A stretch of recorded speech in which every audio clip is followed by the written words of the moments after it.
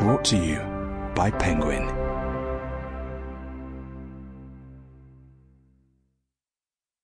The Spymaster of Baghdad by Margaret Coker. Read by Cassandra Campbell. A note before we begin.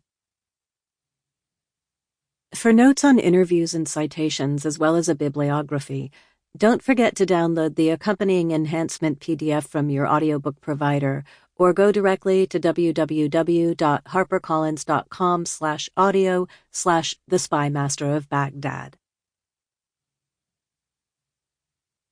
Author's Note.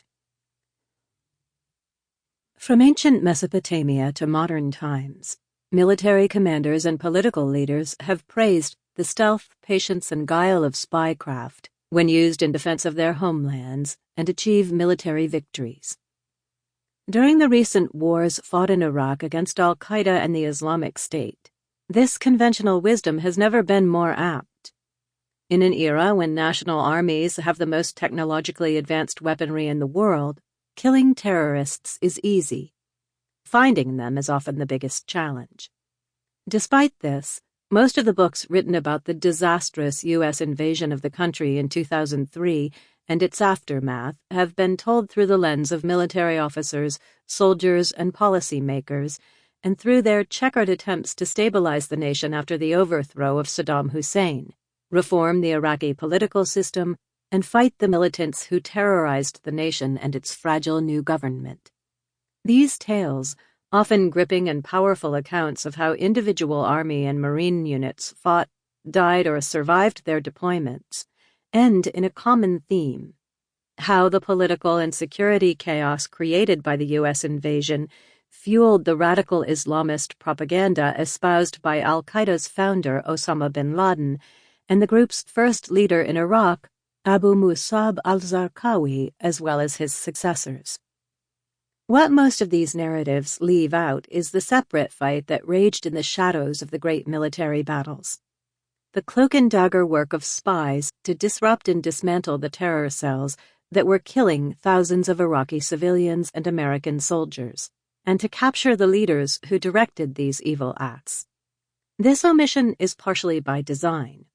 Many authors of books about the War on Terror hail from military or policy backgrounds, and understandably want to burnish their own reputations and histories.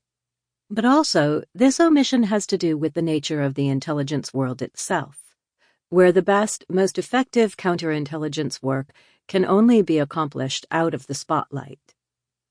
Few would describe Baghdad as glamorous as Casablanca was in the 1930s or Berlin during the Cold War, but since 2003, in the aftermath of the U.S. invasion, it became, like those two cities, a magnet for spies. Intelligence agents from around the world descended on the ancient city, ravaged by decades of Saddam's dictatorial misrule and security chaos, in part because of the rising international concern about the burgeoning Salafi jihadi menace posed by al-Qaeda, which, by the mid-2000s, had turned Iraq into its global terrorist headquarters. Amid this intrigue, an unlikely man emerged among Iraq's new security agencies as a key player in identifying and infiltrating al-Qaeda's networks.